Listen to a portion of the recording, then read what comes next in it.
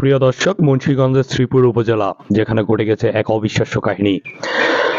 রাতের অন্ধকারে এক নারী কবর খুঁড়তেছে দেখতে পান নৈশ প্রহরী এবং এলাকার লোকজন। হাতে নাতে তাকে ধরা হয়।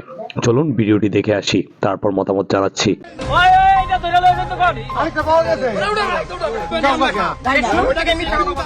ভাষা পবিত্র কোরআনের, কিন্তু উদ্দেশ্য ভয়ঙ্কর। ধর্মের আড়ালে লুকিয়ে কি চলছে আমাদের আশেপাশে? মুন্সিগঞ্জের শ্রীনগর উপজেলার ভাগ্যকুলের কামারগাঁও কবরস্থান একটি নিরিবিলি শান্ত জায়গা, কিন্তু সেই শান্ত জায়গায় হঠাৎ পরিণত হয় রহস্য আর আতঙ্কের কেন্দ্রে। স্থানীয়দের অভিযোগ, এক নারী কবরের ভেতরে কিছু চাপা দেওয়ার চেষ্টা করছিল। বিষয়টি সন্দেহজনক মনে হয় তাকে আটক করে এলাকাবাসী। এরপর যা পাওয়া যায় তা দেখে অনেকেই হতবাক।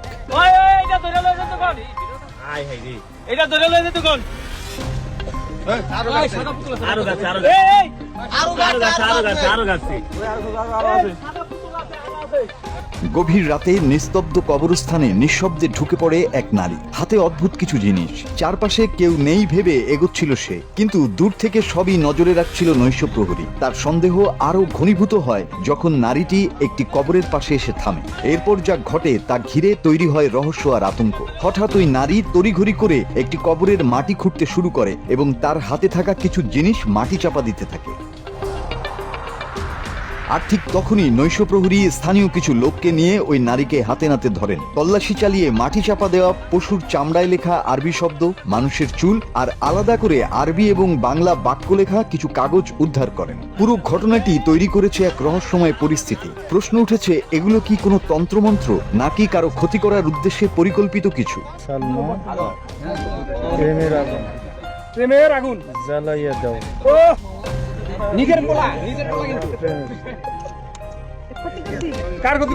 স্থানীয়দের অনেকেই বলছেন, ধর্মীয় শব্দ কোরআনের ভাষা ব্যবহার করে মানুষের ক্ষতি করার চেষ্টা অত্যন্ত নিন্দনীয়। কুফরি নামে পরিচিত এ ধরনের কর্মকাণ্ড সমাজে ভয় এবং বিভ্রান্তি ছড়ায়। ঘটনার পর এলাকায় ছড়িয়ে পড়ে চাঞ্চল্য। কেউ বলছেন কালো জাদু বা কুফরি, কেউ আবার বলছেন এটি শুধুই কুসংস্কার। তবে বিষয়টি নিয়ে তদন্তের দাবি উঠেছে জোরালোভাবে।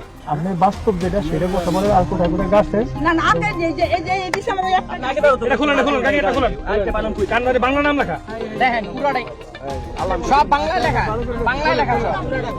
খুলেন 100 নাম, 100 জনের নাম দাও, নাম লেখা সবাই। এডি খুলেন এগুলি খুলেন আপনি খুলেন, এগুলি খুলেন। সব বেগমের সেলিমা উপকার করছেন, কার জানে আগুন লাগা দিয়েছেন দিনে।